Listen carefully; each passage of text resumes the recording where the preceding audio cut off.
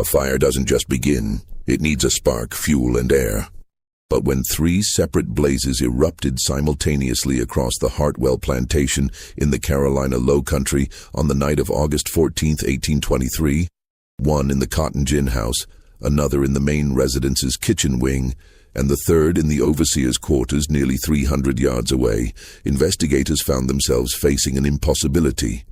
The local magistrate's report, sealed for 43 years and only discovered during courthouse renovations in 1866, contained a single handwritten note in the margin: "No rational explanation exists." What happened that night destroyed more than property. It unraveled a web of secrets so carefully maintained that an entire community had conspired, consciously or not, to keep them buried. And the most disturbing part? Nearly everyone involved knew exactly what was coming. Before we continue with the story of the Hartwell Plantation, I need you to do something important. If you're intrigued by historical mysteries that make you question what really happened, hit that subscribe button and turn on notifications so you never miss our stories. And I'd love to know, drop a comment telling me what state or city you're listening from. Are there any dark historical events from your area you'd like us to explore? Now, let's return to that August night in 1823 and the days that led up to it, because nothing that happened was truly sudden. The Carolina Low Country in 1823 was a landscape of extremes. Vast rice and cotton plantations stretched across the coastal plains, their prosperity built entirely on the labor of enslaved people, who outnumbered their enslavers nearly 6 to 1 in some counties.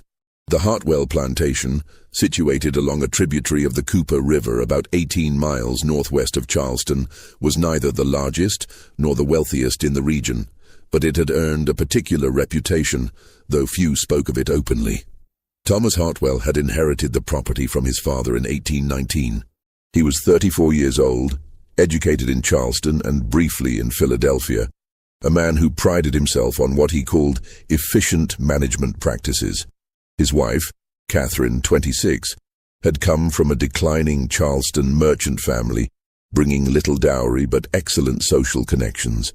They had 2 children, Margaret, age 6, and Thomas Jr., age 3. The family occupied a 2-story frame house with broad piazzas, typical of the region, painted white with dark green shutters. The plantation worked 312 acres, with approximately 78 enslaved people living in 2 rows of cabins behind the main house and near the fields. The overseer, a man named Gideon Yates, occupied a smaller house on the eastern edge of the property. He'd been hired by the elder Hartwell in 1816 and had remained through the ownership transfer. A man in his late 40s, known for rigid discipline and an ability to extract maximum productivity. But there was something else about the Hartwell Plantation, something whispered about in Charleston parlors and discussed in careful code at church gatherings.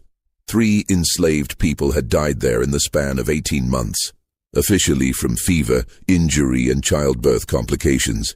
The deaths themselves weren't unusual for the time and place.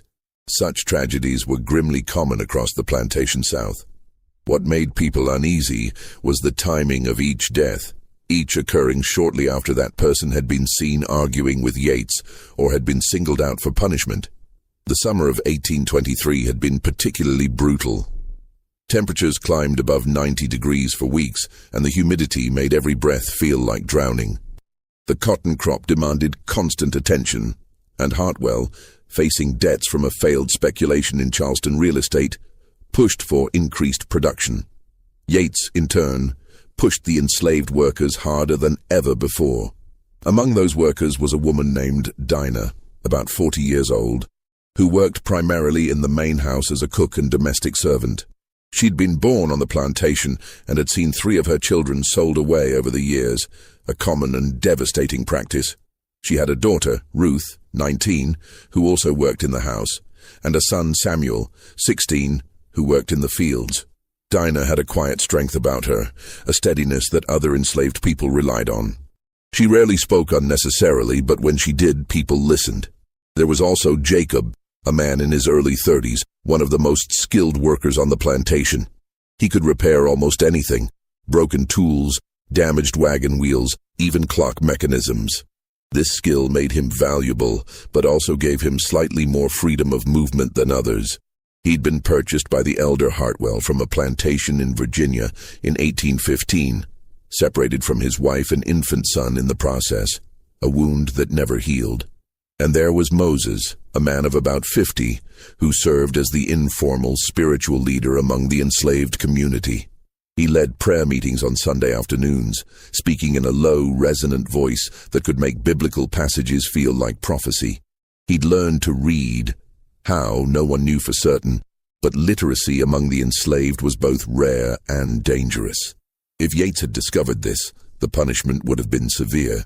The tension on the plantation had been building for months, invisible to the Hartwells, but palpable to everyone else. It started with small things. Tools that mysteriously broke just when they were most needed, a fence gate left unlatched allowing livestock to wander, a cooking fire that nearly went out during dinner preparations, forcing a delay in the family's evening meal.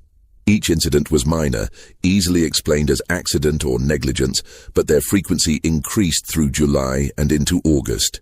Yates responded with stricter discipline, reducing already meager rations, extending work hours into the evening, and increasing the use of physical punishment.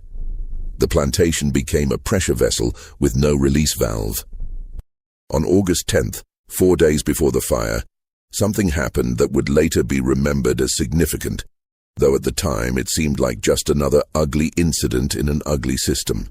A young man named Peter, 17 years old, had been accused of working too slowly in the cotton fields. Yates decided to make an example of him, administering a public whipping in the yard between the enslaved people's cabins. The punishment was savage enough that Peter could barely stand afterward. Dinah and Ruth were ordered to tend to his injuries. That evening, as the sun set and the enslaved community gathered in the spaces between their cabins, something shifted. Moses led a prayer meeting as he often did, but witnesses would later recall that the prayers that night felt different, more like declarations than supplications. He spoke about the Hebrew children in the fiery furnace, about walls falling at Jericho, about plagues visited upon Egypt. His voice never rose above its usual measured tone, but every word seemed weighted with intention. "The Lord sees," he said, looking not at his listeners but at some distant point beyond them. "Every tear, every drop of blood, every cry in the night. And the Lord remembers." Dinah sat at the edge of the gathering, her face unreadable. Jacob stood in the shadows, his skilled hands motionless for once. Ruth held Peter's hand as he sat, still trembling from pain. That night Hartwell sat in his study reviewing account books, calculating debts and projected profits. The numbers didn't align the way he needed them to. He needed a better yield, needed higher prices, needed fewer expenses. The people he enslaved were listed in those books as assets, their monetary value carefully noted. He saw only numbers. Catherine sat in the parlor with Margaret, teaching her daughter to embroider, trying to maintain the pretense of refinement, even as she felt the oppressive heat and growing unease that seemed to emanate from the very land itself. She'd heard the whispers about the plantation, about her husband's management, about Yates's methods. She'd chosen not to think about them too deeply.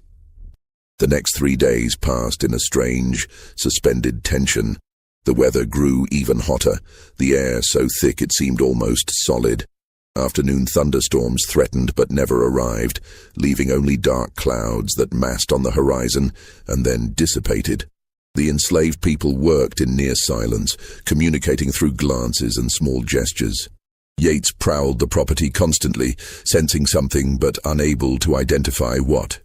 On the evening of August 13th, Dinah prepared the family's dinner as usual.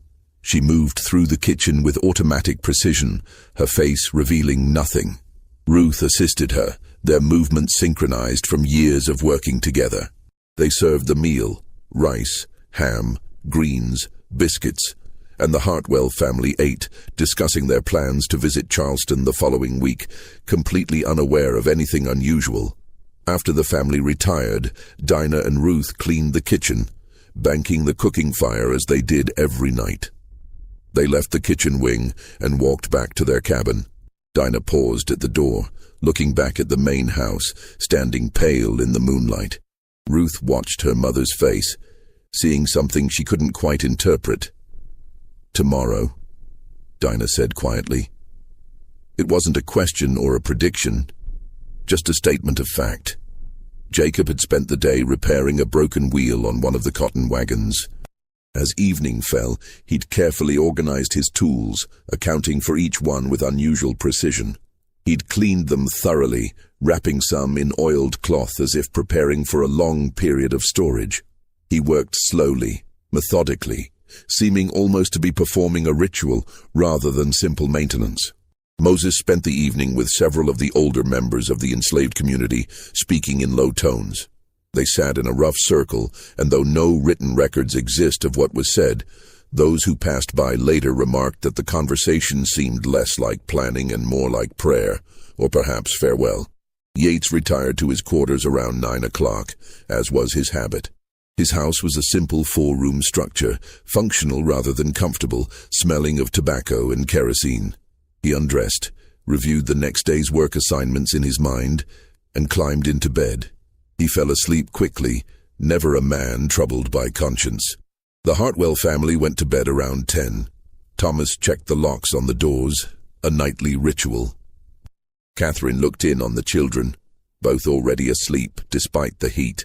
The house settled into quiet, only the occasional creak of wood adjusting to the cooler night air breaking the silence. Around 11:30, several enslaved people would later testify to hearing someone moving between the buildings. No one could, or would, identify who it might have been. The movements were purposeful but quiet, shadows drifting through shadows. At approximately 15 minutes past midnight, all 3 fires began. The first alarm came from Catherine Hartwell, woken by the smell of smoke. She sat upright, confused, trying to determine if she was dreaming. Then she heard the crackling sound, faint but unmistakable, coming from somewhere below and behind her bedroom. She shook her husband awake. Thomas, do you smell smoke?" He was slower to rouse, but once conscious, he recognized the danger immediately. They rushed into the hallway and saw smoke seeping up through the floorboards near the back of the house, coming from the direction of the kitchen wing. "Get the children!" Thomas shouted, already running toward the stairs. "Get them outside!" Catherine ran to the children's rooms. She snatched 3-year-old Thomas Jr. from his bed, screaming for Margaret to wake up and follow her. The 6-year-old, terrified and crying, stumbled after her mother as they fled down the main staircase and out the front door. Thomas Hartwell ran to the back of the house, trying to reach the kitchen wing. Heat and smoke drove him back. The fire had already engulfed the kitchen, flames climbing the walls with impossible speed. He could hear the roar of it, like some living thing feeding and growing. He stumbled outside, looking wildly around, and that's when he saw the second fire. The cotton gin house, a substantial building about 60 yards from the main residence, was also burning. Flames shot through its roof, illuminating the entire yard in flickering orange light. "Fire! Fire!" he screamed, his voice breaking with panic. "Everyone wake! Fire!"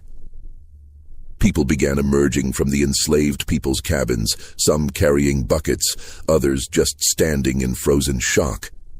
The bucket brigade, the standard response to plantation fires, began to form. But even as people ran toward the main house with water, there was a third shout, this one from a field hand named Benjamin. "Mr. Yates's house. It burning, too. Impossible." That was everyone's first thought. Yates's house was 300 yards to the east, separated from both the main residence and the gin house by open ground. There was no way a fire could have spread there. Not that quickly. Not across that distance. But it was true. Flames were visible in the windows of the overseer's house, already advanced enough that the structure was clearly lost. The next 2 hours dissolved into chaos. The bucket brigade split into 3 groups, but each fire was already too advanced to contain. The kitchen wing of the main house was engulfed, and despite desperate efforts, the fire spread to the main structure. Catherine Hartwell stood in the yard clutching her children, watching her home burn. Around her, Enslaved people ran with buckets, their faces lit by flames, expressions ranging from frantic effort to something harder to interpret.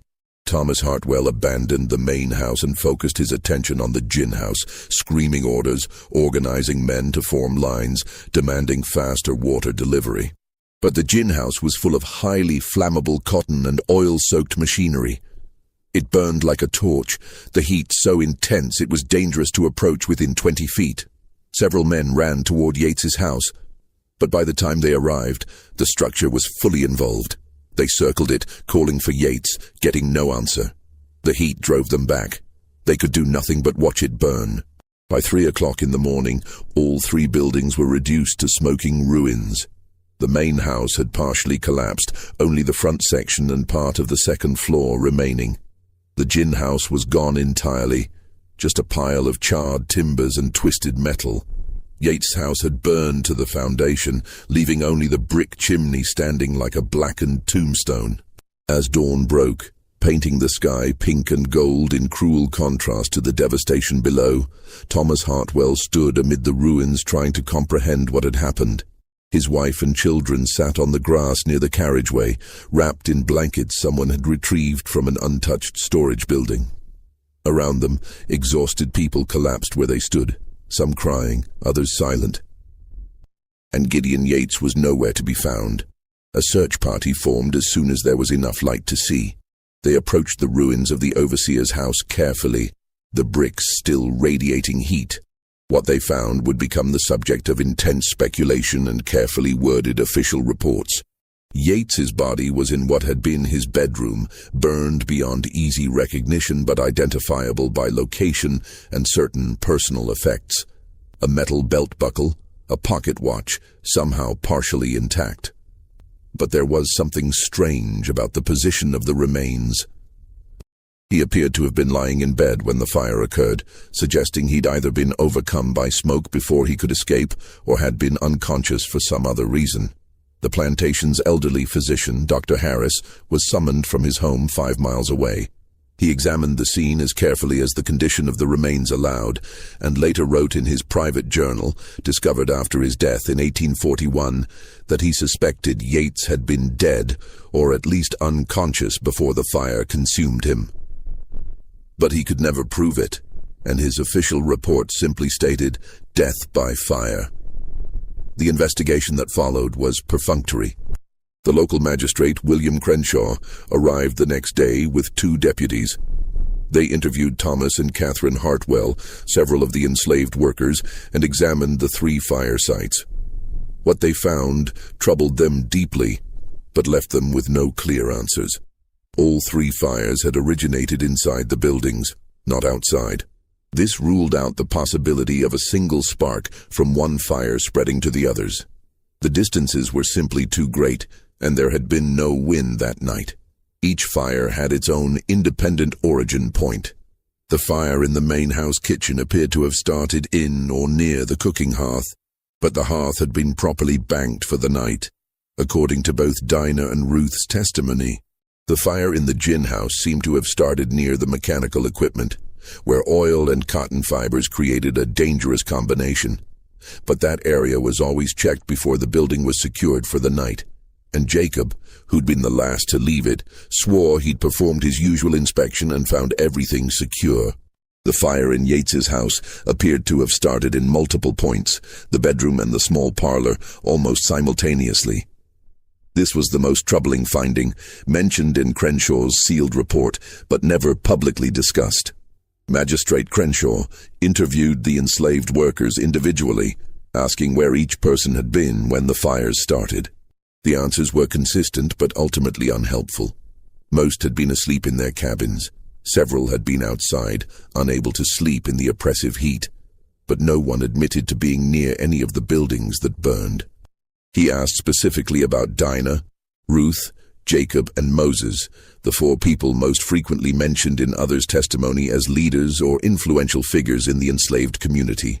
All 4 had been in their cabins, according to their own statements and witnesses who corroborated seeing them there. Did anyone have grievances against Overseer Yates? Crenshaw asked. A delicate question in a system built on forced labor and brutality. The answers were careful. Yes, Yates had been strict. Yes, he administered punishment when he felt it was warranted. No, nothing unusual had happened recently, except, well, there was the matter of young Peter being whipped, but that was 4 days before the fire. Several people mentioned it, almost as if wanting it in the record but not knowing what to do with the information. Crenshaw questioned Peter himself, the young man still recovering from his injuries. Peter said he'd been asleep in his cabin when the fires started, that he hadn't left all night. His mother confirmed this, said she'd been watching over him. The magistrate examined the timing. For all 3 fires to have started within minutes of each other, either multiple people were involved, which would require coordination and secrecy among a large group, or one person had moved very quickly between 3 distant points, starting each fire in rapid succession. Neither explanation seemed plausible. Could it have been an accident, some bizarre confluence of separate incidents? That seemed even less likely. 3 independent fires, all starting within the same 15-minute window, each advancing rapidly enough to destroy substantial buildings. Crenshaw wrote in his official report, "The fires appear to have been set deliberately, but no evidence points conclusively to any individual or group. The simultaneous nature of the event suggests coordination, but the logistics of such coordination seem impractical, given the distances involved and the lack of any witness testimony indicating collaborative action." He noted one other thing, almost in passing. Several of the enslaved workers interviewed displayed an unusual calmness when describing the events, as if the disaster had been expected or understood on some level not accessible to this investigation. His final conclusion was unsatisfying but honest. Without additional evidence or testimony, this investigation cannot determine the responsible parties. The fires are ruled as suspicious origin, case to remain open pending new information. No new information ever emerged. The case was never solved, and Crenshaw's decision to seal parts of his report for 43 years suggested he'd found something that troubled him enough to hide it. Or perhaps he'd simply given up trying to explain the inexplicable. In the days and weeks following the fire, the Hartwell plantation became a scene of difficult decisions and fractured lives. Thomas and Catherine Hartwell moved temporarily into a tenant house on the property while considering their options. The financial impact was devastating. The main house had not been fully insured. The gin house represented a massive loss of equipment and stored cotton. And Yates' death meant finding and training a new overseer. But there was another problem, one that Thomas Hartwell confronted with increasing anxiety. The enslaved workforce knew something he didn't. He could see it in their faces, in the way they moved and spoke and looked at him. There was no open defiance, no rebellion, just a quiet awareness, a sense of shared knowledge that excluded him entirely. He called Moses to meet with him 3 days after the fire. They stood in the yard where the gin house had been, ash still drifting in the slight breeze. "You know something," Hartwell said. It wasn't a question. Moses looked at him with those deep-set eyes that seemed much older than his years. "I know what everyone knows, sir. There was a fire. 3 fires, at the same time, miles apart. Yes, sir, strange thing. More than strange, impossible." Moses was quiet for a moment. Then he said, "The Lord works in mysterious ways." It was such a platitude, such a standard deflection, that Hartwell almost struck him. But something in Moses's tone made him hesitate. It wasn't mockery exactly, but it wasn't submission either. It was simply statement of fact. "If you know something about how those fires started, I know the same as you, sir. I was asleep. Then I heard the alarm. Then I helped carry water. That's all I know about what happened." The careful phrasing. What happened. Not how it happened, or who did it. Just what happened. Hartwell let him go, knowing the conversation had yielded nothing and everything at the same time. Moses knew. They all knew. But knowing and proving were different things, and in the coded language of the plantation system, certain truths could exist without ever being spoken aloud. Catherine Hartwell had her own suspicions, focused primarily on Dinah and Ruth. They'd been the last to leave the kitchen that night. They'd banked the fire, they'd locked the door. The fire had started there. But when she questioned Dinah directly, the older woman's face remained impassive. "I did everything same as always, ma'am. Same as every night for 20 years. Fire was low, coals covered, nothing burning that shouldn't be. But something went wrong. Yes, ma'am, something went wrong." The way she said it, factual, unemotional, carrying no hint of guilt or defensiveness, made Catherine deeply uneasy. She dismissed Dinah but found herself unable to shake the feeling that she'd just been told something important without any actual information being conveyed. The plantation struggled through the late summer and fall. A new overseer was hired, a man named Curtis who came with good references but lacked Yates's experience. The cotton crop was harvested, but without the gin, it had to be transported to a neighboring plantation for processing, cutting into already reduced profits. Thomas Hartwell spent more time away from the plantation, dealing with creditors in Charleston, trying to negotiate extensions on his debts. Slowly, almost imperceptibly, things began to change. The new overseer, Curtis, was not a gentle man.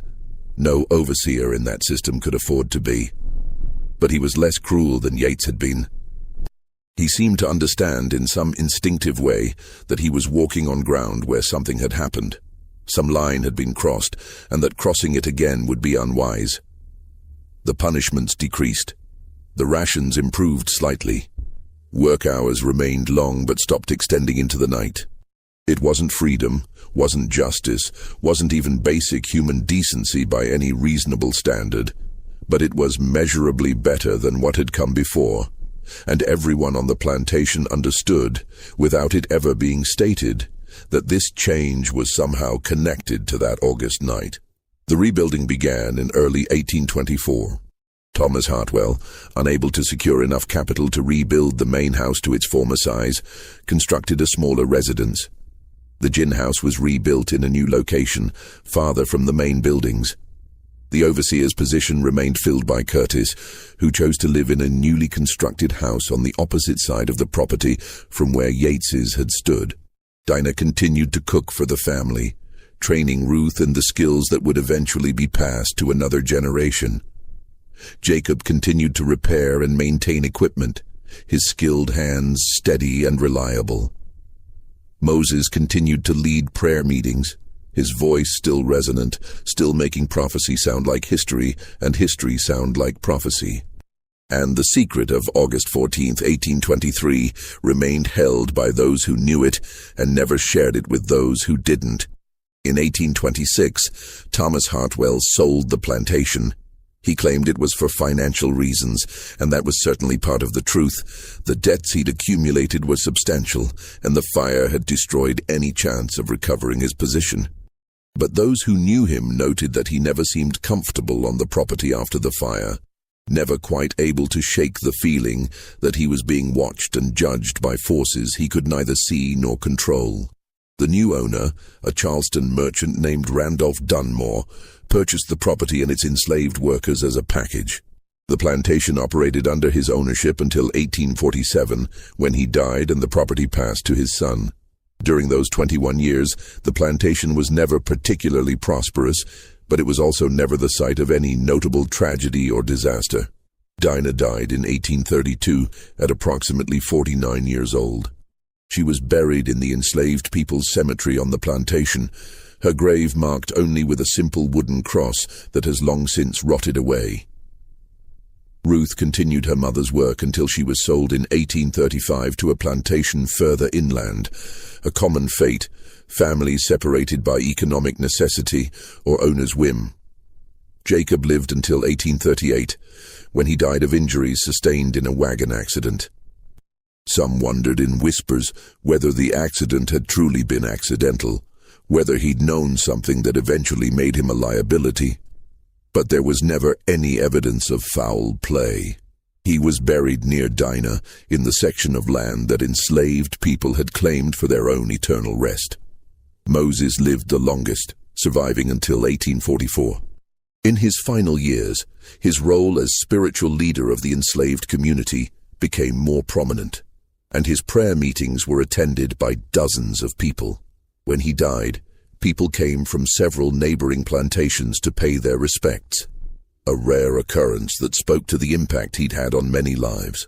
He was buried in the same cemetery, his grave eventually marked by a field stone on which someone had scratched a rough cross. The three of them, Dinah, Jacob, and Moses, were remembered by the enslaved community long after their deaths. Stories were passed down, though always carefully, always in coded language that could be interpreted multiple ways depending on the listener. They understood things, old-timers would say. They knew what was needed, others would add. That night, the three fires burned. Some would whisper, justice came in the only way it could. But it was always speculation, always implication, never direct statement. The secret, if secret it was, remained protected by those who held it. Peter, the young man whose whipping had preceded the fire, lived until 1863. He was 40 years old when the Civil War finally reached the Carolina Low Country and Union forces occupied the region. In the chaos of the war's end and the beginning of Reconstruction, he gained his freedom. He lived another 4 years as a free man, working as a laborer in Charleston, before dying of yellow fever in 1867. He never spoke publicly about August 14, 1823, though some claimed he carried scars from that night's whipping until the day he died, physical reminders of the system that had brutalized him and so many others. The Hartwell plantation itself changed hands several times in the decades following Thomas Hartwell's sale. Each owner tried to make the property profitable with varying degrees of success. The main house that replaced the burned one still stood as of 1860, though by then it showed signs of neglect. The Civil War brought destruction to much of the Low Country, and the Hartwell property did not escape damage. By 1868, the plantation system had collapsed, the enslaved people freed, and the economic structure of the entire region transformed. The former Hartwell plantation was divided and sold in parcels. Some of the land went to formerly enslaved people trying to establish their own farms during Reconstruction, though most of those efforts were later undermined by violence and legal manipulation. Other parcels were purchased by northern investors or local whites trying to adapt to the new economic reality. The section of land where the three fires had burned, the main house location, the gin house site, and the spot where Yates's house had stood, remained largely unused. Local people, both black and white, seemed to avoid it. Several attempts to build on those sites were abandoned, the reasons varying. Foundation problems, disputes over property lines, lack of capital. But underlying all the practical reasons was a vague discomfort, a sense that something had happened there that had never been fully resolved or understood. In 1873, a journalist from Charleston visited the area, researching a series of articles on the transformation of low-country plantations after the war. He interviewed several elderly, formerly enslaved people, recording their memories of the old system. One woman, whose name he recorded only as Aunt Sarah, age listed as approximately 70, told him about the Hartwell plantation and the night of the three fires. "I was young then," she said, "but I remember. 3 fires all at once. They said it couldn't be done, but it was. They said nobody could have done it, but somebody did, or maybe several somebodies we never knew for sure. But I'll tell you this, after that night, things got better. Not good, but better, and sometimes that's the most you can hope for. Sometimes that's what justice looks like." The journalist asked her if she knew who had started the fires. She looked at him with eyes that had seen slavery, war, and freedom, and said, "I know what everybody knows. There was 3 fires. They burned, and some things that needed burning got burned up." He pressed her, but she would say nothing more. He interviewed several other people, getting similar responses. Acknowledgement of the fires, vague suggestions of justice or divine intervention, but no direct accusations or confessions. He eventually abandoned that part of his article, deciding it was impossible to get clear information about events 50 years in the past. But he wrote in his personal diary, never published during his lifetime. There is a story here, carefully guarded. The people I interviewed know more than they're telling, but they've kept the secret for half a century and have no intention of sharing it with a stranger. Whatever happened that night, whoever was responsible, they've become part of a collective memory that serves a purpose beyond historical accuracy. They've become symbol and lesson combined, a reminder that the impossible can happen when enough people will it into being. The mystery of the 3 simultaneous fires at the Hartwell Plantation has never been solved in any official sense. No confession was ever made, no evidence ever emerged that conclusively identified the person or people responsible. The sealed portions of Magistrate Crenshaw's report, discovered in 1866 during courthouse renovations, added few new facts, but confirmed what many had suspected. Crenshaw himself believed the fires were deliberately set as an act of coordinated resistance, but felt he lacked sufficient evidence to prosecute anyone. His private notes found with the report included this passage. The logistics suggest either one person moving with impossible speed and precision, or multiple people acting in perfect coordination without any detectable communication. Neither seems plausible, yet one must be true. The alternative, that 3 unrelated accidental fires occurred simultaneously in 3 separate locations, is statistically impossible.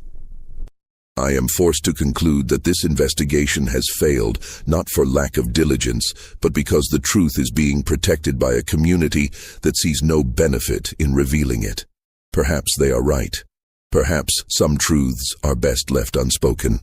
Modern analysis of the case, conducted by historians studying slavery and resistance in the antebellum South, has offered several theories.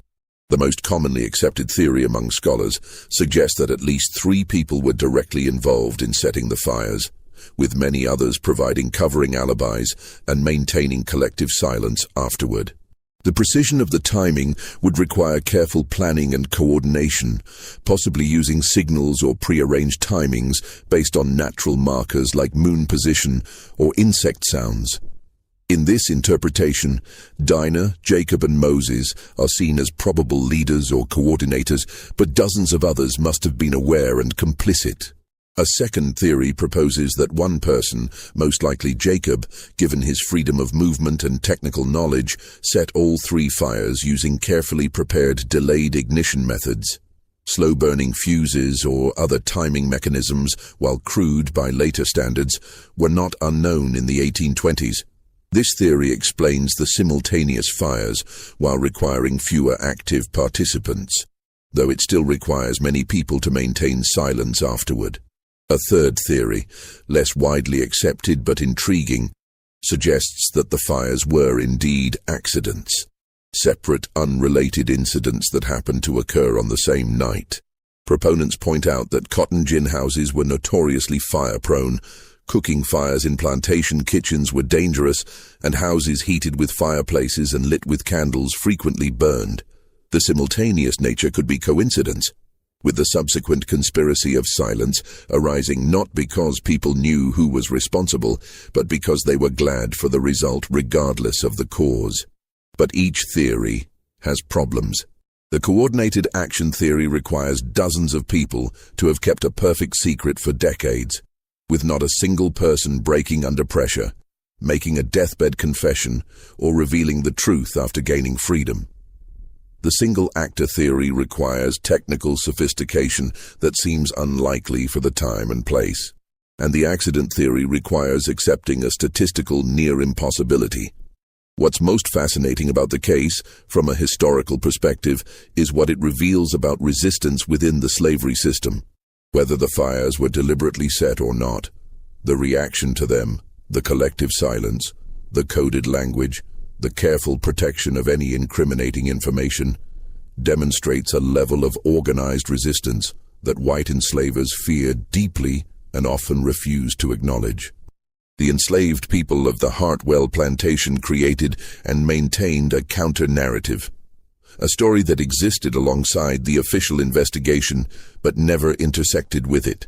In their version, August 14, 1823, was a night when justice arrived through mysterious but somehow appropriate means. Whether that justice took human form or divine form was deliberately left ambiguous, allowing each person to interpret the events according to their own understanding and conscience. Physical evidence of the fires has long since disappeared. The plantation site has been developed and redeveloped over nearly 200 years. A modern subdivision now occupies part of the land, with no markers indicating what once stood there. The enslaved people's cemetery, where Dinah, Jacob, and Moses were buried along with dozens of others, was located on a section of land that became a county road in the 1920s. The bodies were never formally relocated, and the cemetery's exact location is now lost. But the story persists, passed down through generations of descendants, both of the enslaved and the enslavers. It exists in family histories, in local folklore, in academic studies of slavery and resistance. The details vary depending on the teller. Some versions emphasize divine intervention, others human cunning, still others the simple coincidence of multiple events. But the core remains the same. On August 14, 1823, 3 fires burned simultaneously across the Hartwell plantation, destroying property, killing an overseer, and changing the lives of everyone involved. The question of who did it has never been answered and likely never will be. But perhaps that's not the most important question. Perhaps the more significant question is, why does it matter? Why has this particular incident been remembered, studied, and discussed for 2 centuries, while countless other acts of resistance and rebellion have been forgotten? Maybe it's because the 3 simultaneous fires represent something larger than a single act of resistance or revenge. They represent the impossibility at the heart of the slavery system itself, the impossibility of keeping human beings in bondage indefinitely, the impossibility of maintaining absolute control over people who retain their capacity to think and plan and act, the impossibility of predicting or preventing resistance when the alternative is endless suffering. The fires were impossible in the same way that slavery was supposed to be permanent and inevitable. Both impossibilities turned out to be false. The fires proved that determined people could accomplish what seemed logistically unfeasible. And the fires, in their own small way, foreshadowed the much larger fires that would eventually burn across the entire South during the Civil War, destroying the slavery system itself. For the people who lived through that night, the truth of what happened and who was responsible may have been clear. For those of us looking back across 2 centuries, we can only see shadows and echoes. But perhaps that's appropriate. Perhaps the ambiguity, the unanswered questions, the carefully maintained silence are all part of what makes the story meaningful. The people who knew, who really knew, took their knowledge to their graves. They left behind only the facts that couldn't be disputed. 3 fires, 1 night, 1 overseer dead, and a plantation that was forever changed. The rest is mystery, speculation, and the kind of justice that exists outside official systems and documented histories. On hot August nights in the Low Country, when the air is thick and the sky heavy with clouds that won't release their rain, some people claim they can still smell smoke drifting across the land where the Hartwell plantation once stood. It's almost certainly imagination, the power of suggestion combined with atmospheric conditions that remind one of fire. But local storytellers like the image, and so it persists. The story of the 3 fires has become part of the region's identity, a reminder of the dark history that shaped the land and the people who live on it. It's taught in some local schools, included in historical tours, and referenced in academic work about slavery and resistance in the antebellum South. But the deeper story, the one about who did it and how and why, the one that Dinah and Ruth and Jacob and Moses and dozens of others knew but never told, that story remains locked away, protected by time and death and the decision of an entire community to keep their secrets. Maybe that's how it should be.